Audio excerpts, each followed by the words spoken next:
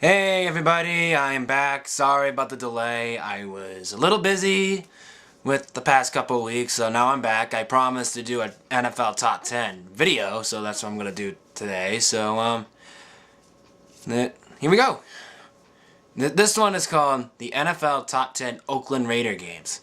This is the topic that involved the Oakland Raiders, all the memorable games they were involved with, and stuff like that. Now, this is going to be one of their victories and some of their losses, and they don't have any ties in this list. Well, at least in my opinion, I don't have any ties. So this is just the most memorable games by the Oakland Raiders. So let's get to it. Here we go. The first, number 10, Ghost to the Post. Now this is a game that was in the 70s. I think it's 1977. Someone correct me on that one. So it was against the Raiders and the Colts. They were battling for it was a playoff game. I think it was a division round or maybe the wild card, but it was a playoff game and it was back and forth game. It went to 2 overtimes, and all of a sudden it came down to the second overtime where Dave Casper, the tight end for the Raiders, caught a pass by Ken Stabler and scored it for the touchdown, and they all called it the Ghost to the Post, and it was one of the most unforgivable, one of the most greatest playoff games of all time, at least in my opinion. So that's number 10, and number 9, the Holy Roller. Now this was a controversial game that was involved with the Raiders too, against the San Diego Chargers. In this case, it was It was the end of the game. I think it was the fourth quarter when Ken Stabler was around the San Diego defense. Then he was ganging up on them, and he was accused for fumbling the ball on purpose when was going all over the field. And when the Raiders recovered it, then they got the ball back again. They got the ball back again, and they fumbled it, and then Dave Casper once again saved it and recovered the ball and got them the victory. And San Diego Chargers fans could not believe it. Dan Fouts couldn't believe it. They said it was the most heinous crime in NFL history and all that. And so, and it's still being talked about today. Everyone still talks about the Holy Roller. So, yeah. So, that's number 9. And number 8 is the 1975 AFC Championship game. Now, this game was lost by the Oakland Raiders, don't get me wrong. But this game started all the way back in the first quarter when the Steelers, groundkeepers set the ground team to keep the cold air. It was a bad weather game. It was cold and freezing. But all of a sudden the top ripped. And I mean it ripped. I mean it shredded and it went all over the field, all over the icy field. Then John Madden came to the groundskeepers crew and said, "Hey, what happened to the field?" And his expression was, "The tarp must have ripped." So they did the same to both teams, and John Madden said, "No, it ain't."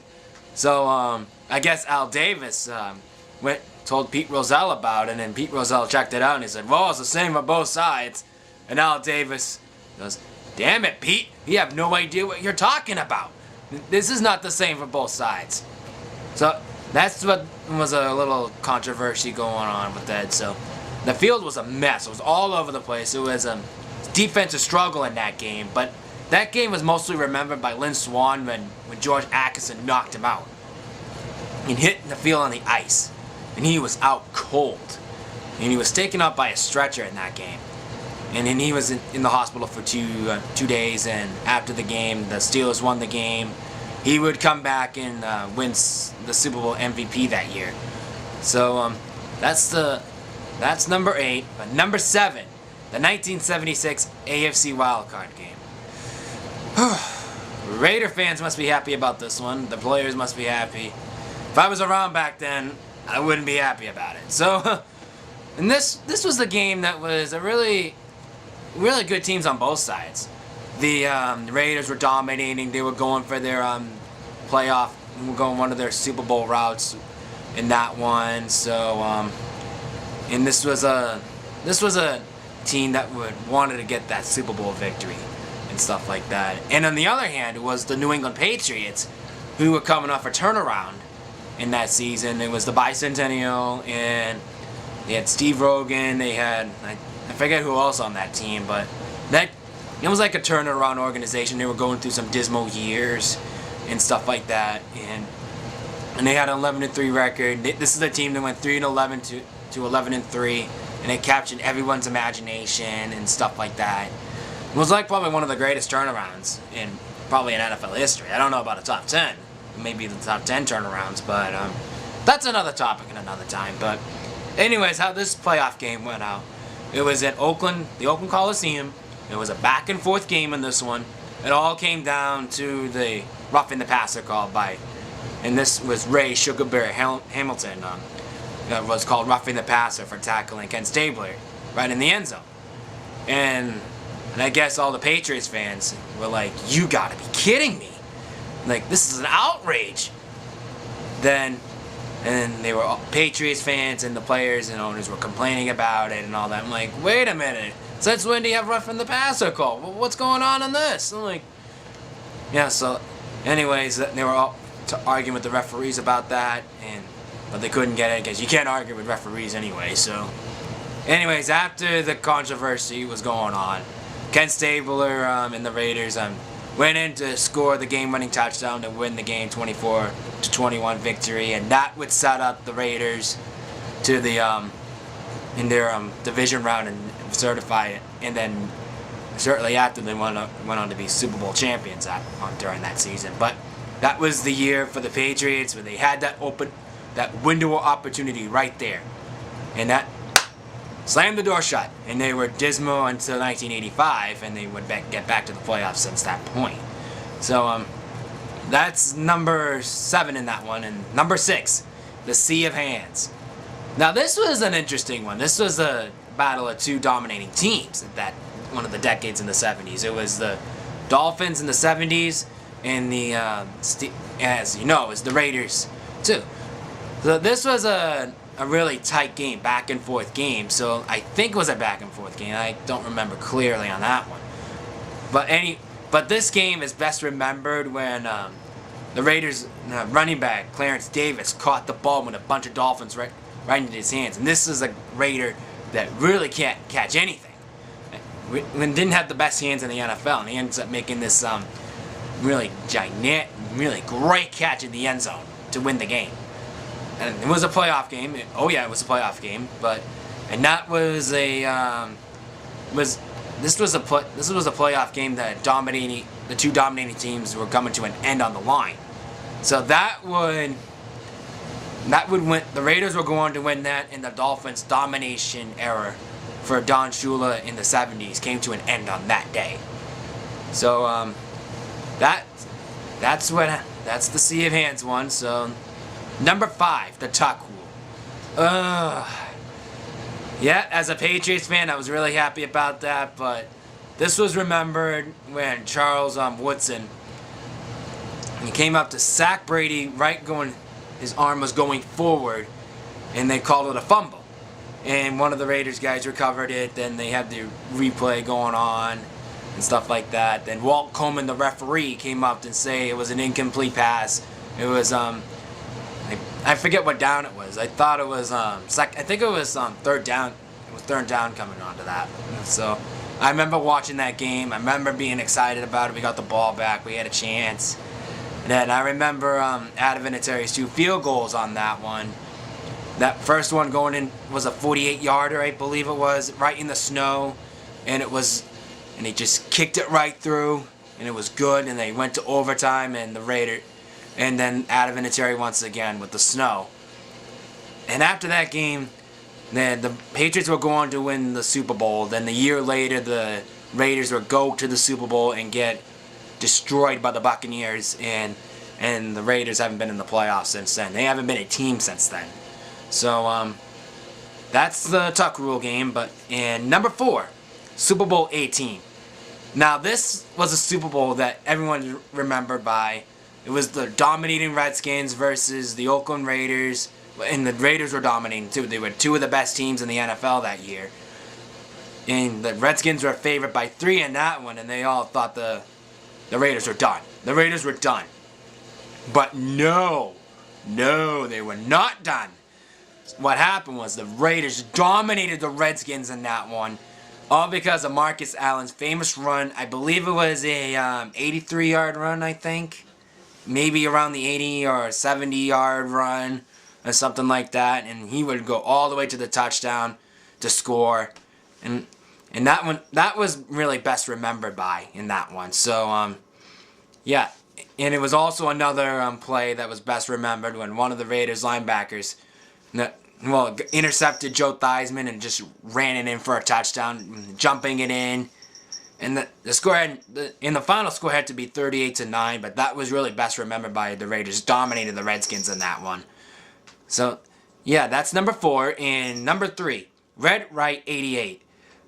Cleveland Brown fans are going to hate this one, but this was a game that was probably best remembered. This was the year that the Browns really turned it around and started to get going in the 80s, and they all thought, maybe this is our year. Maybe we're going to dominate and stuff like that. So anyways, this one was really best remembered being really cold, really bad weather. It was freezing. And this was in their kicker at the time. I forget his name. That he had a hard time kicking in that one. And it was best remembered for that famous play called Red Right 88, which is the name of the call was.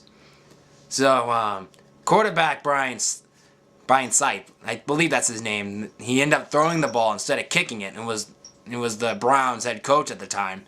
I don't think it was Marty Schottenheimer. I forget who was the head coach for the Browns before him. So what happened was Brian's Sipe was trying to get it to their tight end Ozzie Newsome, and the Raiders quarterback named Mike Davis at the time intercepted it. This was a guy who was not really known for that. He became a one-shot wonder, I believe it was, and he intercepted the ball, and he couldn't catch anything. He didn't really have the best hands in the NFL, being as a defensive player, not a good interception player. And he ended up intercepting the ball, and the Browns all they needed to do was to kick a field goal. And that wasn't the case, and then they ended up throwing it, and they ended up losing the game for that. If they would have kicked a field goal, I think history would have been different for them. And it actually, I think it actually set up the Raiders' Super Bowl run in that one during Super Bowl 18, what I just talked about. And the Browns have been really cursed since. They had lost some playoff games a lot with the 80s because of that game. It all started off for Red Right 88 with the Oakland Raiders. They had the drive and the fumble and all that against the Denver Broncos both times. During the 90s, they ended up falling apart with the move, with Al Davis telling them he lied, and he sent in the Cleveland Browns to Baltimore, and they became the Baltimore Ravens, and the Browns have been really bad since then. And we've seen the original Cleveland Browns win the Super Bowl twice, and it's probably really, really hard for a lot of Browns fans to take on that one. So that's Red Right 88. Number 2, the Heidi game. Now this game is best remembered when it was a back and forth game when Joe Namath and Daryl LaMonica were duking it out during that game. It was one of the most popular games at the time.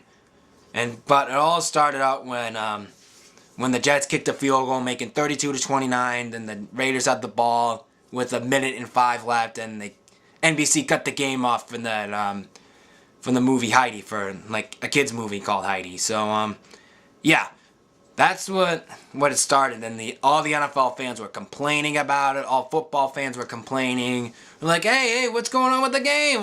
We want the game back. What's going on?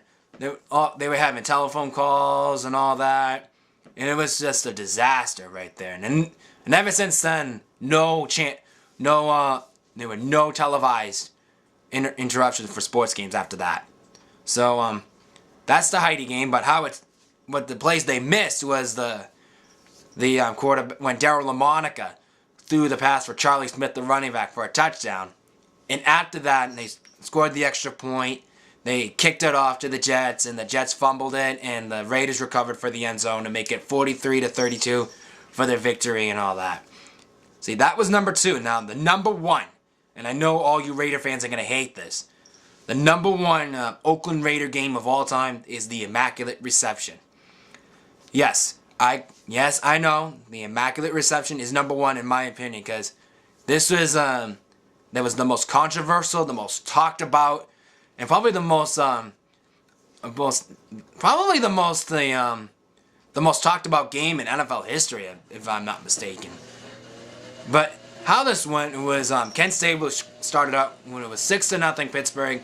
Kent Stabler scored a scrambled it in for the touchdown, make it 7-6, and they thought they got him. The Raiders got the Steelers in this. The Steelers are all done. But no, it was what happened was that when it got to less than 10 seconds, I believe, when Terry Bradshaw slinged that thing right out to, I think it was trying to hit Lynn Swann, and I'm trying to forget. I think they all said it hit Jack Tatum, and if he hit Oakland Raider play and then the Steelers person got it, that would have been incomplete. But that wasn't the case on that one. If he hit Steeler to Steeler, if he hit one Pittsburgh Steeler player to another, that would have counted. So they all thought, the Raiders fans thought that it hit Jack Tatum and hit Franco Harris to the touchdown, and Franco Harris went all the way down to the end zone for a touchdown to win the game 13-7. It was the most controversial call in NFL history, and everyone still talks about it to this day. So, and all the Raider fans are complaining like, we got robbed, and by looking at it, it's really tough to tell, so I don't have no sides on this one. So I don't know, but it was the most talked about game in NFL history. Probably one of the best games in the 70s. Probably one of the most controversial games of all time. So yes, those are my top 10 Oakland Raider games, and I definitely am gonna do some more of this. I don't know when, but so that's my list. So I hope you guys enjoyed it, and I'll see you next time. Bye.